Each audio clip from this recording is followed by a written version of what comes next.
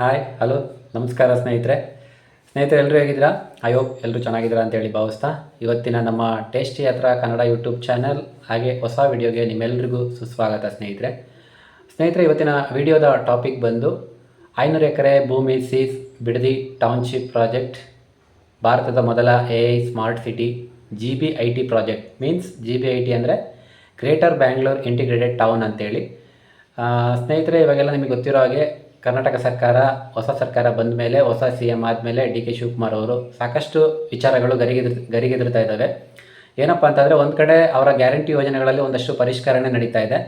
ಅದೇ ರೀತಿಯಾಗಿ ಒಂದು ವಿಷಯ ಭುಗಿಲೆದ್ದಿದೆ ಅಂತಂದರೆ, ರೈತರ ಜಮೀನನ್ನು ವಶಪಡಿಸ್ಕೊಂಡು ಅಲ್ಲಿ ಒಂದು ಟೌನ್ಶಿಪ್ ಪ್ರಾಜೆಕ್ಟ್ನ ನಿರ್ಮಾಣ ಮಾಡಬೇಕು ಅನ್ನೋದು ಒಂದು DK ಶಿವಕುಮಾರ್ ಅವರ ಒಂದು ಮಹತ್ವಾಕಾಂಕ್ಷೆ ಯೋಜನೆ ಆಗಿದೆ. ಸೊ ಆ ಒಂದು ಯೋಜನೆಗೆ ಅವರು CM ಆದ ತಕ್ಷಣ ಭಾಳ ವೇಗವಾಗಿ ಚಾಲನೆಯನ್ನು ಕೊಡ್ತಾ ಇದ್ದಾರೆ. ಆದರೆ ಒಂದು ಕಡೆ ರೈತರ ವಾದನೂ ಕೂಡ ಇದೆ ಇದರಲ್ಲಿ.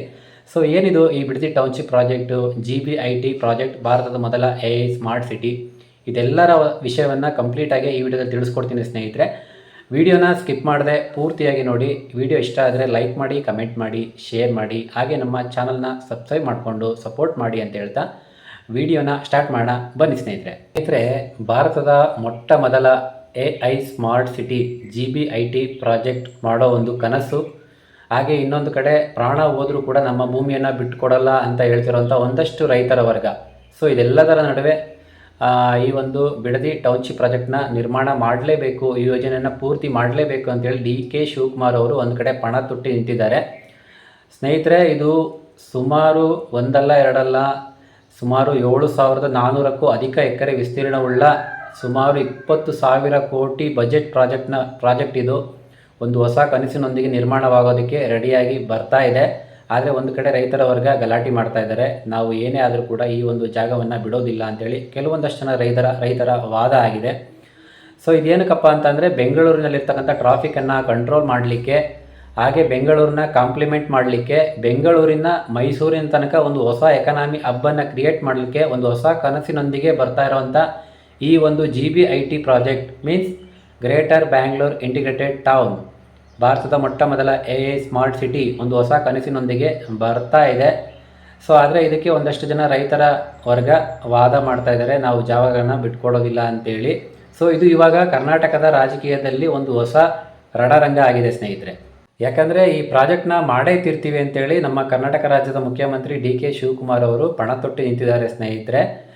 ಆದರೆ ರೈತರ ಪರವಾಗಿ ಕೇಂದ್ರ ಸಚಿವ HD ಕುಮಾರಸ್ವಾಮಿ ಅವರು ಅಖಾಡಕ್ಕೆ ಇಳಿದಿದ್ದಾರೆ. ಇದು ರೈತರ ಅಭಿವೃದ್ಧಿ ಹೆಸರಿನಲ್ಲಿ ರೈತರಿಗೆ ಮಾಡ್ತಿರೋವಂಥ ಒಂದು ವಂಚನೆ, ಭೂ ಕಬಳಿಕೆ. ಸೊ ಇದರಲ್ಲಿ ರಿಯಲ್ ಎಸ್ಟೇಟ್ ದಂಧೆ ಮಾಡ್ತಾರೆ, ಬಿಸ್ನೆಸ್ ಮಾಡ್ತಾರೆ ಅಂತೇಳಿ ಅವರ ಒಂದು ವಾದ ರೈತರ ಪರವಾಗಿ ಇದೆ, ಕುಮಾರಸ್ವಾಮಿ ಅವ್ರದ್ದು. ಆದರೆ ಸರ್ಕಾರ ರೈತರಿಗೆ 1 ಎಕರೆಗೆ 2.5 ಕೋಟಿ ಆಲ್ರೆಡಿ ಈಗ ಪರಿಹಾರ ನಿಗದಿ ಮಾಡಿದೆ. ಆದರೆ ಒಂದಷ್ಟು ಜನ ಇದಕ್ಕೆ ರೈತರು ಒಪ್ಪಿಗೆ ಕೊಟ್ಟಿದ್ದು, ಇನ್ನೊಂದಷ್ಟು ಜನ ರೈತರು ಏನು ಹೇಳ್ತಿದ್ದಾರೆ, ನಮಗೆ ಸರ್ಕಾರದ ಹಣ ಬೇಡ, ಪರಿಹಾರ ಹಣ ಬೇಡ, ನಮ್ಮ ಜಾಗ ಏನಿದೆ ಅದನ್ನು ನಮಗೆ ಬಿಟ್ಕೊಡಿ, ನಾವು ಬದುಕೋದಕ್ಕೆ, ವ್ಯವಸಾಯ ಮಾಡಲಿಕ್ಕೆ ನಮ್ಮ ಜಾಗ ಏನಿದೆ ಅದನ್ನು ಬಿಟ್ಕೊಡಿ ಅಂತೇಳಿ ಒಂದಷ್ಟು ಜನ ರೈತ ವರ್ಗ ವಾದ ಮಾಡ್ತಿದ್ದಾರೆ. ಇಲ್ಲ ಅಂದರೆ ನಾವು ಪಂಜಾಬ್ ಶೈಲಿನಲ್ಲಿ ಹೋರಾಟಕ್ಕೆ ಇಳಿತೀವಿ ಅಂತ ಹೇಳಿ ಸರ್ಕಾರಕ್ಕೆ ವಾರ್ನ್ ಕೂಡ ಮಾಡಿದ್ದಾರೆ. ಸೊ ಇವಾಗ ಸರ್ಕಾರ ಏನು ಮಾಡುತ್ತೆ ಈ ಟೈಮಲ್ಲಿ? ಸೊ ಅಸಲಿಗೆ ಏನಿದು Bidadi township project, GBIT project, ಸರ್ಕಾರ ಹೇಳೋದೇನು, ಇದೆಲ್ಲದರ ಒಂದು ಕಂಪ್ಲೀಟ್ ಮಾಹಿತಿಯನ್ನು ಈ ವಿಡಿಯೋದಲ್ಲಿ ನಾನು ನಿಮಗೆ ತಿಳಿಸ್ಕೊಡ್ತೀನಿ ಸ್ನೇಹಿತರೆ. ವಿಡಿಯೋನ ಸ್ಕಿಪ್ ಮಾಡದೆ, ಮಿಸ್ ಮಾಡದೆ ಕೊನೆ ತನಕ ನೋಡಿ. ಮೊದಲ ಹಂತದ ಭೂ ಸ್ವಾಧೀನ 518 ಎಕರೆಗೆ ಅಂತಿಮ ಮುದ್ರೆ. ಸ್ನೇಹಿತರೆ, ಈ ಒಂದು ಯೋಜನೆ ಬಗ್ಗೆ ಸಾಕಷ್ಟು ಚರ್ಚೆಗಳು ನಡೀತಾ ಇದೆ. ಇದೆಲ್ಲದರ ನಡುವೆ DK ಶಿವಕುಮಾರ್ ಅವರು ಮುಖ್ಯಮಂತ್ರಿ ಆದ ತಕ್ಷಣ ಈ ಒಂದು ಯೋಜನೆಗೆ ಭಾಳ ವೇಗವಾಗಿ ಚಾಲನೆಯನ್ನು ಕೊಡ್ತಾ ಇದ್ದಾರೆ. ಇಷ್ಟೆಲ್ಲ ವಿವಾದಗಳ ಮಧ್ಯೆ ಆಲ್ರೆಡಿ ಮೊದಲ ಹಂತದ ಭೂ ಸ್ವಾಧೀನ ಪ್ರಕ್ರಿಯೆಗೆ ಚಾಲನೆಯನ್ನು ಕೊಟ್ಟಾಗಿದೆ. ಸುಮಾರು 9 ಗ್ರಾಮಗಳ ಪೈಕಿ 3 ಗ್ರಾಮಗಳ 518 ಎಕರೆ ವಿಸ್ತೀರ್ಣ ಜಾಗವನ್ನು ರಾಜ್ಯ ಸರ್ಕಾರ ವಶಪಡಿಸಿಕೊಳ್ಳೋದಕ್ಕೆ ಭೂ ಸ್ವಾಧೀನ ಪ್ರಕ್ರಿಯೆಗೆ ಅಂತಿಮ ಫೈನಲ್ ನೋಟಿಫಿಕೇಷನ್ ಆಲ್ರೆಡಿ ಪ್ರಕಟ ಮಾಡಿದೆ. ಇದರಲ್ಲಿ ಒಂದಷ್ಟು ಜನ ರೈತ ವರ್ಗ ಒಪ್ಪಿಗೆಯನ್ನು ಕೊಟ್ಟಿದ್ದಾರೆ, ಇನ್ನೊಂದಷ್ಟು ಜನ ಒಪ್ಪಿಗೆಯನ್ನು ಕೊಟ್ಟಿಲ್ಲ. ಯಾರೆಲ್ಲ ಒಪ್ಪಿಗೆ ಕೊಟ್ಟಿಲ್ಲ ಅಂಥ ಟೈಮಲ್ಲಿ ರಾಜ್ಯ ಸರ್ಕಾರ ಮಧ್ಯಪ್ರವೇಶಿಸಿ ತನ್ನ ಪವರನ್ನು ಬಳಸಿಕೊಂಡು ಅಂಥ ರೈತರ ಜಾಗವನ್ನು ವಶಪಡಿಸ್ಕೊಳ್ಳುವಂಥ ಪ್ರಯತ್ನವನ್ನು ಮಾಡ್ತಾ ಇದೆ. ಬಿಡದಿ ಹೋಬಳಿಯ ಕೆಂಪಯ್ಯನಪಾಳ್ಯ, ಮಂಡಲಹಳ್ಳಿ, ವಡೇರಹಳ್ಳಿ, ಒಟ್ಟಾರೆ 3 ಗ್ರಾಮದ 754 ರೈತರ ಜಮೀನಿನ ಜಾಗವನ್ನು ವಶಪಡಿಸಿಕೊಳ್ಳೋಕೆ ಈಗಾಗಲೇ ಸರ್ಕಾರ ಅಧಿಸೂಚನೆಯನ್ನು ಹೊರಡಿಸಿದೆ. ಟೋಟಲ್ 518 ಎಕರೆ ಜಾಗ. ಕೆಂಪಯ್ಯನಪಾಳ್ಯ ಗ್ರಾಮವೊಂದರಲ್ಲೇ 384 ಎಕರೆ ಜಾಗ, ಅದೇ ರೀತಿ ಮಂಡಲಹಳ್ಳಿ ಗ್ರಾಮದಲ್ಲಿ 73 ಎಕರೆ ಜಾಗವನ್ನು, ಅದೇ ರೀತಿ ವಡೇರಹಳ್ಳಿ ಗ್ರಾಮದ 63 ಎಕರೆ ವಿಸ್ತೀರ್ಣಯುಕ್ತ ಜಾಗವನ್ನು ವಶಪಡಿಸಿಕೊಳ್ಳೋಕ್ಕೆ ಸರ್ಕಾರ ಆಲ್ರೆಡಿ ಇವಾಗ ಮುಂದಾಗಿದೆ. ಯಾರೆಲ್ಲ ಜಮೀನನ್ನು ಕಳ್ಕೊತಿದ್ದಾರೋ ಆ ರೈತರೆಲ್ಲ ತಮ್ಮ ಲ್ಯಾಂಡ್ ಡಾಕ್ಯುಮೆಂಟ್ಸನ್ನು ಸರ್ಕಾರಿ ಅಧಿಕಾರಿಗಳಿಗೆ ಒಪ್ಪಿಸಿ ತಮ್ಮ ಪರಿಹಾರದ ಹಣವನ್ನು ಪಡ್ಕೋಬೇಕಾಗಿ ನಗರ ಅಭಿವೃದ್ಧಿ ಇಲಾಖೆ ಆಲ್ರೆಡಿ ಸೂಚನೆಯನ್ನು ಹೊರಡಿಸಿದೆ. ಸೊ ಸರ್ಕಾರ ಈ ಒಂದು ಮೊದಲ ಹಂತದ ಭೂ ಸ್ವಾಧೀನ ಪ್ರಕ್ರಿಯೆಗೆ ಪ್ರತಿ ಎಕರೆಗೆ 2,40,00,000 ರೂಪಾಯಿಯನ್ನು ನಿಗದಿ ಮಾಡಿದೆ ಅಂತ ಹೇಳ್ತಾ ಇದೆ ಸ್ನೇಹಿತರೆ. 20,000 ಕೋಟಿ ಪ್ರಾಜೆಕ್ಟ್ ಏನಿದು ಬಿಡದಿ ಟೌನ್ಶಿಪ್. ಸ್ನೇಹಿತರೆ, ಇವಾಗ ಸರ್ಕಾರ ಮುಂದಾಗಿರೋದು ವಶಪಡಿಸ್ಕೊಳ್ಳೋಕ್ಕೆ ಕೇವಲ 3 ಗ್ರಾಮಗಳ 518 ಎಕರೆ ಜಾಗ ವಿಸ್ತೀರ್ಣ. ಆದರೆ ಬರೋಬ್ಬರಿ ಈ ಒಂದು ಸ್ಮಾರ್ಟ್ ಸಿಟಿ ನಿರ್ಮಾಣ ಮಾಡಲಿಕ್ಕೆ, ಈ ಒಂದು ಯೋಜನೆ ನಿರ್ಮಾಣ ಆಗಲಿಕ್ಕೆ 7,480 ಎಕರೆ, ಅಂದರೆ 9 ಗ್ರಾಮಗಳ ಪೈಕಿ 7,480 ಎಕರೆ ಜಾಗ ವಿಸ್ತೀರ್ಣದಲ್ಲಿ ಈ ಒಂದು ಬೃಹತ್ AI ಸಿಟಿಯನ್ನು ನಿರ್ಮಾಣ ಮಾಡಬೇಕು ಅಂತೇಳಿ ಈ ಒಂದು ಸರ್ಕಾರದ ಪ್ಲ್ಯಾನ್ ಆಗಿದೆ. ಸೊ ಅಂದರೆ ನೋಡ್ಕೊಳ್ಳಿ, ಇದು ಒಂದು ಬರೀ ಲೇಔಟ್ ಅಲ್ಲ, ಒಂದು ಪ್ರತ್ಯೇಕ ಜಾಗದಲ್ಲಿ ಪರ್ಯಾಯವಾಗಿ ಒಂದು ಹೊಸ ನಗರವನ್ನು ನಿರ್ಮಾಣ ಮಾಡುವಂಥ ಒಂದು ಪ್ಲ್ಯಾನು, ಒಂದು ಮಿನಿ ಬೆಂಗಳೂರು ಅಂತಲೇ ಹೇಳ್ಬೋದು. ಸೊ ಇದಕ್ಕೆ ಅಫಿಷಿಯಲ್ ಆಗಿ GBIT ಪ್ರಾಜೆಕ್ಟ್ ಅಂತೇಳಿ ಹೆಸರಿಟ್ಟಿದ್ದಾರೆ. GBIT ಅಂತ ಅಂದರೆ ಏನು ಸ್ನೇಹಿತರೆ, ಗ್ರೇಟರ್ ಬ್ಯಾಂಗ್ಳೂರ್ ಇಂಟಿಗ್ರೇಟೆಡ್ ಟೌನ್ ಅಂತೇಳಿ. ಸೊ ಇಲ್ಲಿ ಸರ್ಕಾರದ ಪ್ಲ್ಯಾನ್ ಏನು ಅಂತ ಅಂದರೆ, ಬೆಂಗಳೂರು ನಗರದ ಪಕ್ಕದಲ್ಲೇ ಒಂದು ಹೊಸ ಹಬ್ಬನ್ನು ಕ್ರಿಯೇಟ್ ಮಾಡಿ, ಹೂಡಿಕೆ ಹರಿದು ಬರುವಂತೆ ಮಾಡಿ, ಜಾಬ್ಸನ್ನು ಕ್ರಿಯೇಟ್ ಮಾಡಬೇಕು, ಹಾಗೆ ದೊಡ್ಡ ದೊಡ್ಡ ಪ್ರಮಾಣದಲ್ಲಿ ಆರ್ಥಿಕ ಚಟುವಟಿಕೆಗಳಿಗೆ ಗರಿಗೆದರಬೇಕು ಅನ್ನೋ ನಿಟ್ಟಿನಲ್ಲಿ ಈ ಒಂದು ಯೋಜನೆಯನ್ನು ಮಾಡ್ತಾ ಇದ್ದಾರೆ. ಸೊ ಇಲ್ಲಿ ಇನ್ನೊಂದು ಹೈಲೈಟ್ ಏನಪ್ಪ ಅಂತ ಅಂದರೆ, ಇದು ಭಾರತದ ಮೊಟ್ಟ ಮೊದಲ AI ಚಾಲಿತ AI ಪವರ್ಡ್ ಸ್ಮಾರ್ಟ್ ಸಿಟಿ ಆಗುತ್ತೆ ಅನ್ನೋ ಒಂದು ಐಡಿಯಾ ಇಟ್ಕೊಂಡಿದ್ದಾರೆ. ಸೊ ಹಾಗಾಗಿ ಇದಕ್ಕೆ ಇಂಡಿಯಾಸ್ ಫಸ್ಟ್ AI ಸಿಟಿ ಅಂತಲೂ ಕೂಡ ಹೆಸರಾಗುತ್ತೆ ಅಂತ ಅಂದ್ಕೊಂಡಿದ್ದಾರೆ. ಅಂದರೆ ಇಡೀ ನಗರದ ರಕ್ಷಣೆ, ಸೆಕ್ಯೂರಿಟಿ, ಟ್ರಾಫಿಕ್ ಕಂಟ್ರೋಲ್ ಎಲ್ಲವೂ ಸೇರಿದಂತೆ AI ಟೆಕ್ನಾಲಜಿಯಿಂದನೇ ರನ್ ಆಗಬೇಕು ಅನ್ನೋದು ಸರ್ಕಾರದ ಒಂದು ವಿಷನ್ ಆಗಿರುತ್ತೆ ಸ್ನೇಹಿತರೆ. ಇಡೀ ನಗರವನ್ನು ವರ್ಕ್ ಲೈವ್ ಪ್ಲೇ ಅನ್ನೋ ಒಂದು ಮಾಡ್ರನ್ ಫಿಲಾಸಫಿ ಮೇಲೆ ಡಿಸೈನ್ ಮಾಡಲಾಗಿದೆ ಅಂತೇಳಿ ಹೇಳ್ತಾ ಇದ್ದಾರೆ. ಒಬ್ಬ ಮನುಷ್ಯಗೆ ಏನೆಲ್ಲ ಅವಶ್ಯಕತೆ ಇದೆಯೋ ಎಲ್ಲವೂ ಕೂಡ ಒಂದೇ IT ಕ್ಯಾಂಪಸ್ ಒಳಗೆ ಸಿಗಬೇಕು ಅನ್ನೋದು ಒಂದು ಸರ್ಕಾರದ ಒಂದು ಉದ್ದೇಶ ಆಗಿದೆ. ಇದನ್ನು ಇನ್ನೂ ಡೀಟೇಲಾಗಿ ಹೇಳಬೇಕು ಅಂತಂದರೆ, ಒಂದಷ್ಟು ಜಾಗದಲ್ಲಿ ದೊಡ್ಡ ದೊಡ್ಡ MNC ಕಂಪನಿಗಳು, ಮಲ್ಟಿನ್ಯಾಷನಲ್ ಕಂಪನಿಗಳು, ಬೃಹತ್ ಕೈಗಾರಿಕೆಗಳು, ದೊಡ್ಡ ದೊಡ್ಡ IT ಹಬ್ಗಳಾದರೆ, ಇನ್ನೊಂದು ಕಡೆ ಶಾಲಾ ಕಾಲೇಜುಗಳು ಮತ್ತು ಜನಗಳು ವಾಸ ಮಾಡಲಿಕ್ಕೆ ಹೈಟೆಕ್ ಅಪಾರ್ಟ್ಮೆಂಟ್ಗಳು ಮತ್ತು ಅಂತಾರಾಷ್ಟ್ರೀಯ ಮಟ್ಟದ ಮಲ್ಟಿ ಸ್ಪೆಷಾಲಿಟಿ ಹಾಸ್ಪಿಟಲ್ಗಳು ಒಂದೊಂದು ಕಡೆ ಆಗ್ತವೆ. ಮತ್ತು ಇದ್ರ ಜೊತೆಗೆ ಇನ್ನೊಂದಷ್ಟು ಶಾಪಿಂಗ್ ಮಾಲ್ಗಳು, ಸ್ಪೋರ್ಟ್ಸ್ ಸೆಂಟರ್ಗಳು, ಎಂಟರ್ಟೈನ್ಮೆಂಟ್ ಸೆಂಟರ್ಗಳು ಇವೆಲ್ಲವೂ ಕೂಡ ನಿರ್ಮಾಣ ಆಗುತ್ತೆ ಅಂತೇಳಿ ಸರ್ಕಾರದವರು ಹೇಳ್ತಾ ಇದ್ದಾರೆ ಸ್ನೇಹಿತರೆ. ಒಟ್ಟಾರೆಯಾಗಿ ಬೆಂಗಳೂರು ಟ್ರಾಫಿಕ್ ಅನ್ನೋ ನರಕದಿಂದ ಒದ್ದಾಡ್ತಾ ಇರೋದ್ರಿಂದ ಅಲ್ಲಿರೋ ಒಂದಷ್ಟು ಬಿಸ್ನೆಸ್ಸನ್ನು ಇಲ್ಲಿಗೆ ಶಿಫ್ಟ್ ಮಾಡೋದು ಸರ್ಕಾರದ ಒಂದು ಮುಖ್ಯ ಉದ್ದೇಶ ಆಗಿದೆ. ಬೆಂಗಳೂರಿನ ಎಕನಾಮಿ ಪ್ರೆಸರನ್ನು ತಗ್ಗಿಸಲಿಕ್ಕೆ, ಅದನ್ನು ಕಡಿಮೆ ಮಾಡಲಿಕ್ಕೆ ಈ ಒಂದು ಹೊಸ IT ಹಬ್ಬನ್ನು ಕ್ರಿಯೇಟ್ ಮಾಡಲಿಕ್ಕೆ ಸರ್ಕಾರ ಮುಂದಾಗಿದೆ. 1,400ಕ್ಕೂ ಅಧಿಕ ಎಕರೆ ಜಾಗವನ್ನು ಬರೀ ಪಾರ್ಕಿಂಗು, ಓಪನ್ ಸ್ಪೇಸ್ಗಾಗಿ ಮೀಸಲಿಡಲಾಗಿದೆ ಅಂತೇಳಿ ಸರ್ಕಾರ ಹೇಳ್ತಾ ಇದೆ.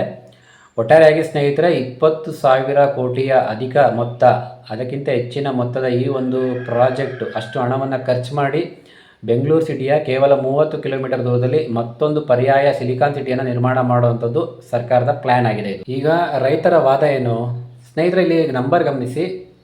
ಸುಮಾರು 7,480 ಎಕರೆ ಜಾಗ, ಅಂದರೆ 10,580 ಜನ ಭೂ ಮಾಲೀಕರಿದ್ದಾರೆ ಈ ಒಂದು ಪ್ರಾಜೆಕ್ಟಲ್ಲಿ, ಅವರ ಒಂದು ಜಮೀನಿದೆ. ಸುಮಾರು 80% ಸಣ್ಣ ಮತ್ತು ಅತಿ ಸಣ್ಣ ರೈತರಿದ್ದಾರೆ.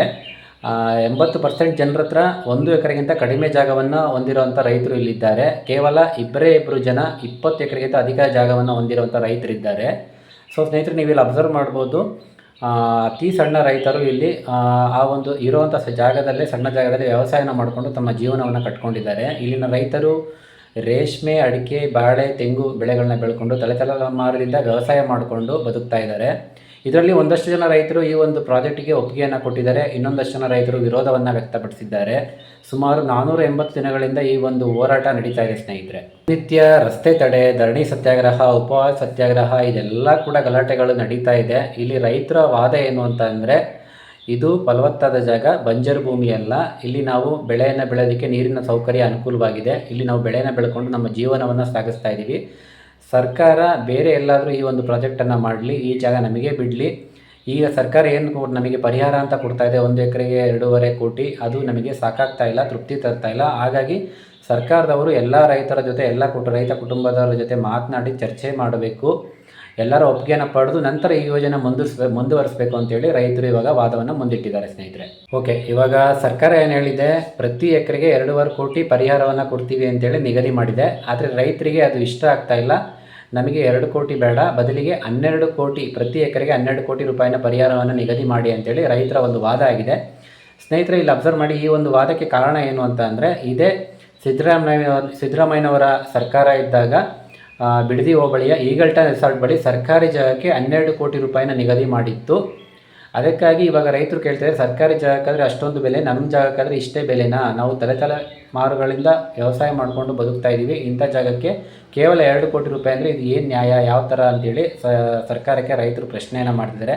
ಸೊ ನಾನು ಹೇಳೋದು ಇಷ್ಟೇ, ಸರ್ಕಾರ ಏನಾದರೂ ಒಳ್ಳೆ ದೃಷ್ಟಿಯಿಂದ ಈ ಒಂದು ಕಾರ್ಯವನ್ನು ಮಾಡ್ತಿದ್ದೇ ಆಗಿದ್ದರೆ, ರೈತರ ಜಾಗವನ್ನು ತಗೊಳ್ಳೋದೇ ಆಗಿದ್ದರೆ, ವಶಪಡಿಸ್ಕೊಳ್ಳೋದೇ ಆಗಿದ್ದರೆ, ಸೊ ಅವರಿಗೊಂದು ಸರಿಯಾದ ಪರಿಹಾರದ ಮೊತ್ತವನ್ನು ಕೊಟ್ಟು ಸಮಾಧಾನ ಮಾಡಿ, ಮಾತಾಡಿ, ಚರ್ಚೆ ಮಾಡಿ ಈ ಒಂದು ನಿರ್ಧಾರವನ್ನು ತಗೊಳ್ಬೇಕು. ಒಳ್ಳೆ ಪರಿಹಾರದ ಮೊತ್ತವನ್ನು ಕೊಡಬೇಕು. ಯಾಕಂದರೆ ಅವರು ಈ ಒಂದು ಜಾಗವನ್ನು ನಂಬಿಕೊಂಡೇ ತಮ್ಮ ಬದುಕನ್ನು ಸಾಗಿಸ್ತಾ ಇದ್ದರು. ಮುಂದೆ ಈ ಒಂದು ಪರಿಹಾರದ ಮೊತ್ತದಲ್ಲಿ ಬೇರೆ ಕಡೆ ಜಾಗವನ್ನು ಖರೀದಿ ಮಾಡಿ ಒಂದು ಪರ್ಯಾಯ ವ್ಯವಸ್ಥೆ, ಅವರ ಬದುಕಿಗೆ ಒಂದು ಒಳ್ಳೆಯ ವ್ಯವಸ್ಥೆಯನ್ನು ಅವ್ರು ಮಾಡ್ಕೊಳ್ಳೋದಕ್ಕೆ ಅನುಕೂಲ ಆಗುತ್ತೆ ಅನ್ನೋದು ನನ್ನ ಅಭಿಪ್ರಾಯ ಸ್ನೇಹಿತರೆ. ಕ್ಯಾಶ್ ಬೇಕಾ, ಸೈಟ್ ಬೇಕಾ? ಎಸ್, ಸರ್ಕಾರ ಇವಾಗ ಈ ಯೋಜನೆಯಿಂದ ಹಿಂದೆ ಸರಿಯೋ ಮಾತೇ ಇಲ್ಲ. ಈ ಯೋಜನೆಯನ್ನು ಕಂಪ್ಲೀಟ್ ಮಾಡೇ ಮಾಡ್ತೀವಿ ಅಂತೇಳಿ ಪಣ ತೊಟ್ಟು ನಿಂತಿದೆ. ಸೊ ಪರಿಹಾರದ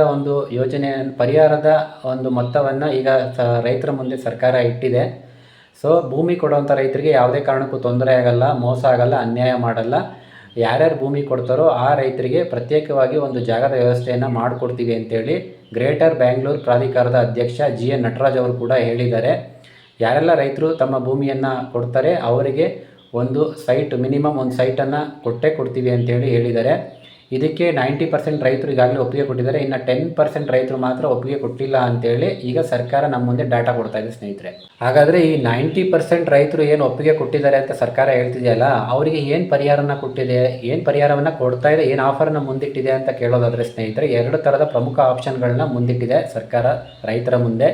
ಮೊದಲನೇದಾಗಿ ಲ್ಯಾಂಡ್ ಟು ಲ್ಯಾಂಡ್ ಕನ್ಕ್ಲೂಷನ್, ಅಂದರೆ ಯಾವ ರೈತರು ತಮ್ಮ ಜಾಗವನ್ನು ಕೊಡ್ತಾರೋ, 1 ಎಕರೆ ಜಾಗವನ್ನು ಕೊಡ್ತಾರೋ ಅಂಥ ರೈತರಿಗೆ ಅದೇ ಜಾಗದಲ್ಲಿ ಅಂದರೆ ಒಂದು ಸೈಟನ್ನು ಕೊಡ್ತೀವಿ ಅಂತ ಹೇಳಿದ್ದಾರೆ. ಅಂದರೆ ಇಲ್ಲೊಂದು ತಿಳ್ಕೊಳ್ಳಿ ಸ್ನೇಹಿತರೆ, ಇವಾಗೆಲ್ಲ ಡೆವಲಪ್ ಆಗಬೇಕು, ಸಿಟಿ ಡೆವಲಪ್ ಆಗಿ ಡೆವಲಪ್ಡ್ ಸಿಟಿ ಆ ಒಂದು ಭಾಗದಲ್ಲೇ ಒಂದು ದುಬಾರಿ ರೇಟಲ್ಲಿ ಹೋಗುವಂಥ ಒಂದು ಸೈಟಿನ ವ್ಯವಸ್ಥೆಯನ್ನು ಮಾಡಿಕೊಡ್ತೀವಿ ಅಂತ ಸರ್ಕಾರ ಹೇಳ್ತಾ ಇದೆ. 2ನೇ ಆಪ್ಷನ್ ಏನು ಅಂತಂದರೆ ಹಾರ್ಡ್ ಕ್ಯಾಶ್, ಅಂದರೆ ಭೂ ಮಾಲೀಕರ ಜಮೀನಿನ ಗೈಡೆನ್ಸ್ ವ್ಯಾಲ್ಯೂ ಪ್ರಕಾರ ಏನು 1 ಎಕರೆಗೆ ಎಷ್ಟು ಅಮೌಂಟ್ ಇರುತ್ತೆ ಅದರ 3 ಪಟ್ಟು ಹಣವನ್ನು ಹೆಚ್ಚುವರಿಯಾಗಿ ಕೊಡ್ತೀವಿ ಅಂತ ಸರ್ಕಾರ ಹೇಳ್ತದೆ. ಎಕ್ಸಾಂಪಲ್, 1 ಎಕರೆ ಜಮೀನಿನ ಗೈಡೆನ್ಸ್ ವ್ಯಾಲ್ಯೂ ಪ್ರಕಾರ ಒಂದು 80 ಲಕ್ಷ ಇದೆ ಅಂತ ಅಂದ್ಕೊಳ್ಳಿ. ಅದರ 3 ಪಟ್ಟು ಅಂತ ಅಂದರೆ 2.5 ಕೋಟಿ ಆಗುತ್ತೆ. 2,40,00,000 ರೂಪಾಯಿನ ಕೊಡ್ತೀವಿ ಅಂತೇಳಿ ಇವಾಗ ಸರ್ಕಾರ ಆಫರನ್ನು ಇಟ್ಟಿದೆ. ರಾಜಕೀಯ ಜಟಾಪಟಿ, ಕುಮಾರಸ್ವಾಮಿ ವಾರ್ನಿಂಗ್. ಸ್ನೇಹಿತರೆ, ಒಂದು ಕಡೆ ರೈತರ ಆಕ್ರೋಶ, ರಾಜ್ಯ ಸರ್ಕಾರದ ಪರಿಹಾರದ ಆಫರ್, ಇದೆಲ್ಲದರ ನಡುವೆ ಬಿಡದಿ ಟೌನ್ಶಿಪ್ ಪ್ರಾಜೆಕ್ಟ್ನಲ್ಲಿ ಈಗ ರಾಜಕೀಯ ಕಿತ್ತಾಟ ಕೂಡ ಶುರುವಾಗಿದೆ. ಏನು ಇವಾಗ ರಾಜ್ಯ ಸರ್ಕಾರ ಒಂದು ಫೈನಲ್ ನೋಟಿಫಿಕೇಷನ್ನ ಹೊರಡಿಸಿದೆ, ಭೂಮಿಯನ್ನು ಕೊಡಬೇಕು ಅಂತೇಳಿ ಫೈನಲ್ ನೋಟಿಫಿಕೇಷನ್ ಹೊರಡಿಸಿದೆ. ಇದರ ಬೆನ್ನಲ್ಲೇ ಕೆಲವು ರೈತರು ಆಕ್ರೋಶವನ್ನು ವ್ಯಕ್ತಪಡಿಸಿದ್ದಾರೆ. ಇದರ ನಡುವೆ ಕೇಂದ್ರ ಸಚಿವ HD ಕುಮಾರಸ್ವಾಮಿ ಅವರು ಯಾರೆಲ್ಲ ರೈತರು ಭೂಮಿಯನ್ನು ಕೊಡೋದಿಲ್ಲ ಅಂತೇಳಿ ವಿರೋಧ ವ್ಯಕ್ತಪಡಿಸಿದರೆ ಅವರ ಪರವಾಗಿ ನಿಂತಿದ್ದಾರೆ, ಅಖಾಡಕ್ಕೆ ಇಳಿದಿದ್ದಾರೆ. ಇದು ನಗರಾಭಿವೃದ್ಧಿ ಟೌನ್ಶಿಪ್ ಪ್ರಾಜೆಕ್ಟ್ ಅಲ್ಲ, ಇದು ಒಂದು ದೊಡ್ಡ ಭೂ ಕಬಳಿಕೆ ಯೋಜನೆ ಅಂತೇಳಿ ಸರ್ಕಾರದ ಮೇಲೆ ಆರೋಪ ಮಾಡ್ತಿದ್ದಾರೆ.